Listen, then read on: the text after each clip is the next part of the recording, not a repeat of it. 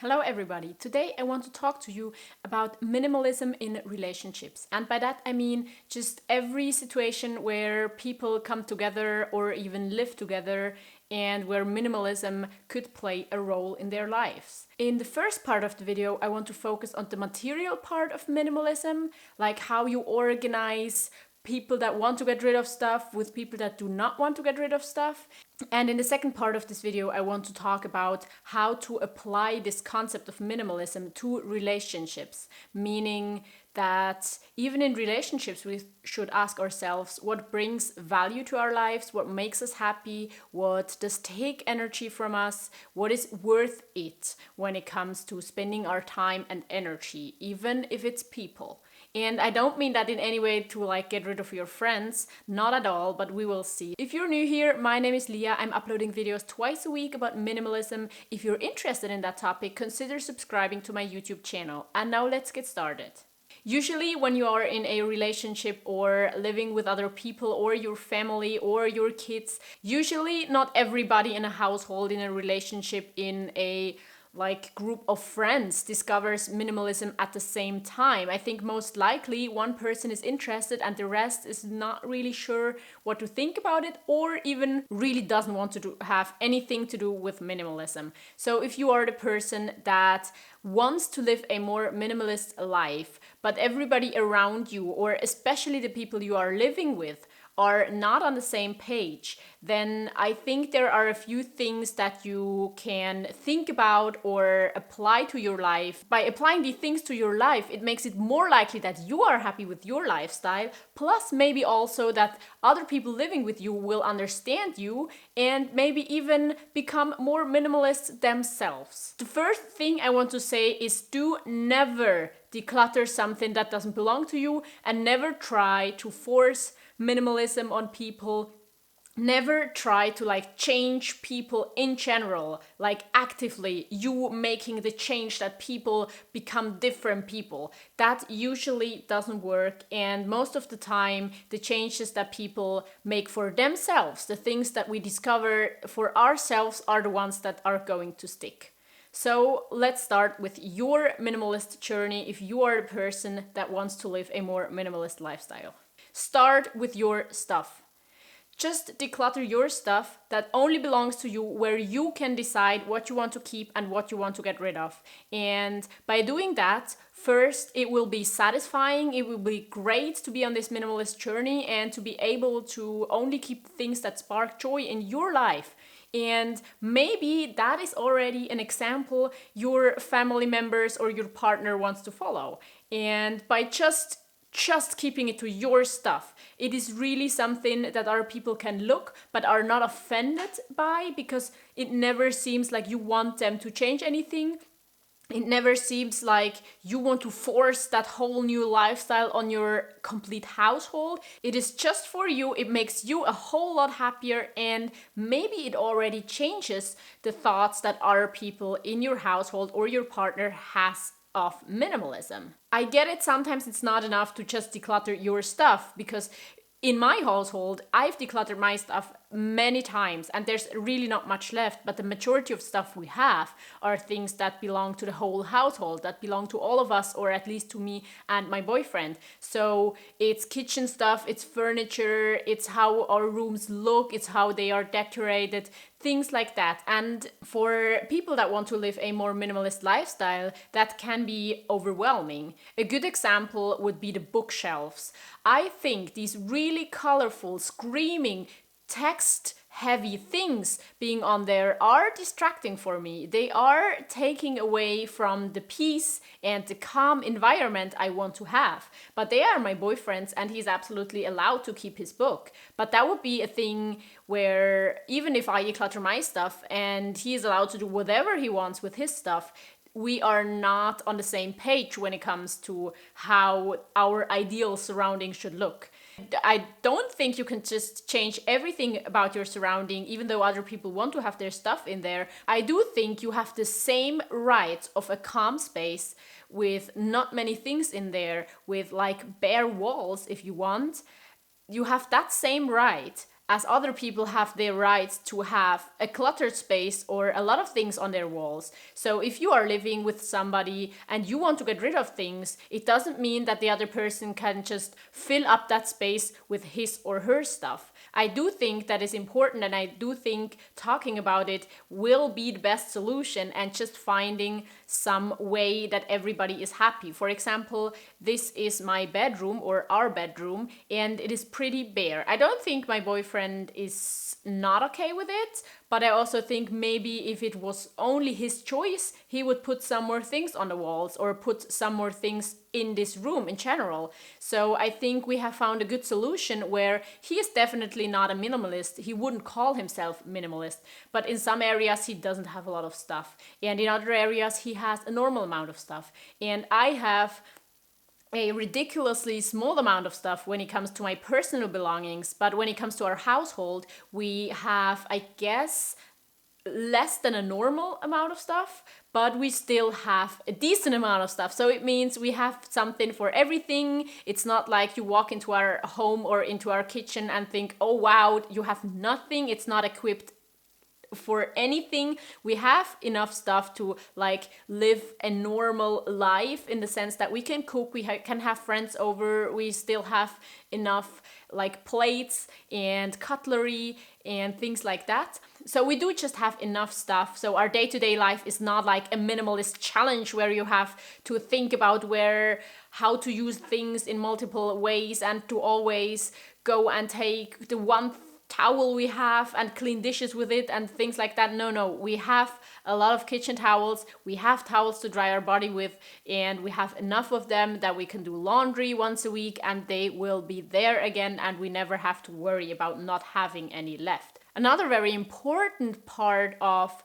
wanting to live a minimalist lifestyle in a relationship or household where other people don't want to do that, I think, is really talking about it when you're considering to buy something new. By that, I don't mean your personal stuff, because it's just really up to you. But if you're deciding to buy something new as a couple or as a family or as people living together, I think it really helps just thinking about, do we need that new thing? Do we have something else we can use instead of it? Do we have to buy it new, or could we buy it secondhand? Which is the best item to buy new? Do we really have to buy the extra big, huge, specialized thing, or would a more general thing be good as well? Because I think it's hard to just tell people, oh, you should throw away that, throw away that, throw away that, and to try to take things out of the household that people want to use. But I think it's a lot easier to talk about it when you bring new things into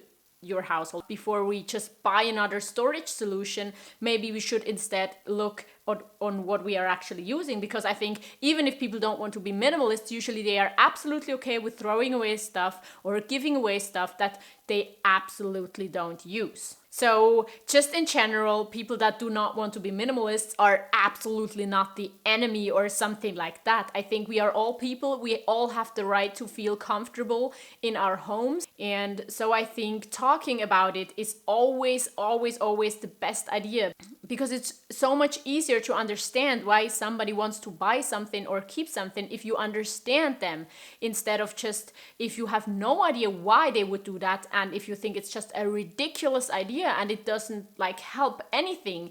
So if you're just talking to each other, I think also other people can better understand why you want to be a minimalist, that it actually stresses you out if there is clutter everywhere, that it's actually calming, that it's actually working if you have like a smaller collection of clothing items or other things, that it's actually a great thing to only be able to choose from a few things, because it makes that decision fatigue go away. It makes it so much easier. It makes it less stressful. And if you can communicate that, I think other people will understand. And maybe even if they don't want to be minimalists after this conversation, they at least can accept better if you want to get rid of your stuff. Another really practical tip is to just divide the household into several parts, where every person has an area where they can decide what to keep and what to get rid of, or at least how it should look, how the aesthetic should be, if it should be really colorful and walls hanging full of decoration and stuff, or if it should be quite bare and like with not a lot of colors, so that everybody has just a part of the home that they can decide upon, that they can have the way they want it to be, because I think everybody should feel at home in their home. So it is also fair, I think, if one person doesn't want to have a lot of stuff, that there is a certain space in the home where the other people cannot put their stuff and cannot hang their stuff and cannot leave their stuff, for it to be cleaner, calmer, less distracting. And now we move on to the more psychological relationship stuff, where I actually want to talk about how to apply minimalism to relationship, how to have minimalist relationships, or relationships in the sense of the values that I want to have with minimalism. So minimalism for me is about having more freedom, more independence, and being less dependent on things and on the environment and the resources that it can give us or not in the future. And so minimalism in relationship for me means that I don't want to be dependent. I don't want to be a burden to other people. I don't want to have the need to have these other people for me to be happy. Because usually when I am too dependent on a person, I maybe become jealous. I am wondering what they are doing. I am not happy if they're not here. I am trying to make our relationship something it isn't. And that goes for partners as well as for friends.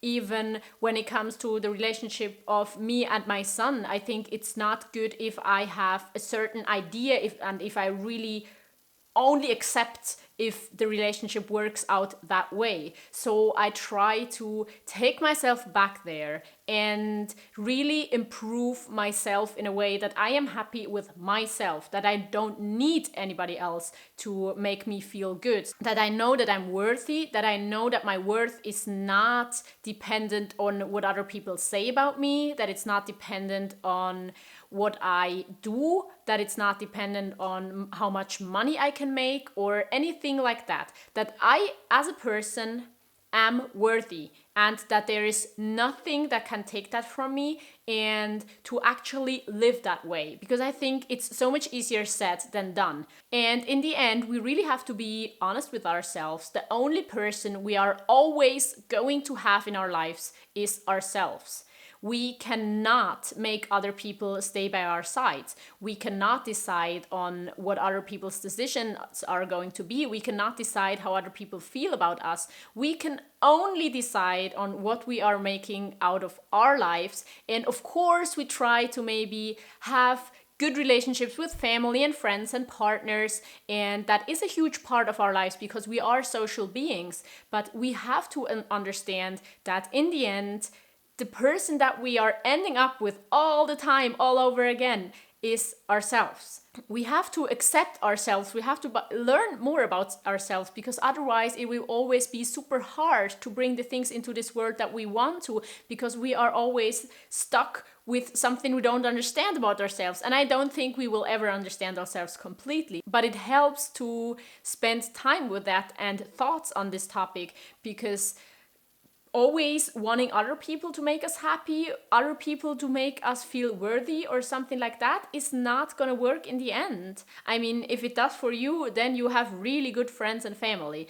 But in the end, I don't want to be dependent on that. I want to be able to be happy on my own for myself, even though I know that I will never be absolutely happy being completely alone and not having any human connections. But just to know that it's not, as soon as other people go away, it leaves me empty and missing them and not being complete. I am a complete, worthy human being, and it is important to me, and it is important, I think, for the concept of minimalism to learn that we don't need other things and we don't need other people to be able to feel complete and worthy. I think when we talk about minimalism and relationship, the most important thing is that we are here for ourselves, and that we, of course, try to be here for other people as well, but never with thinking that other people have to do something for us in exchange. Of course, there can be situations where it is normal that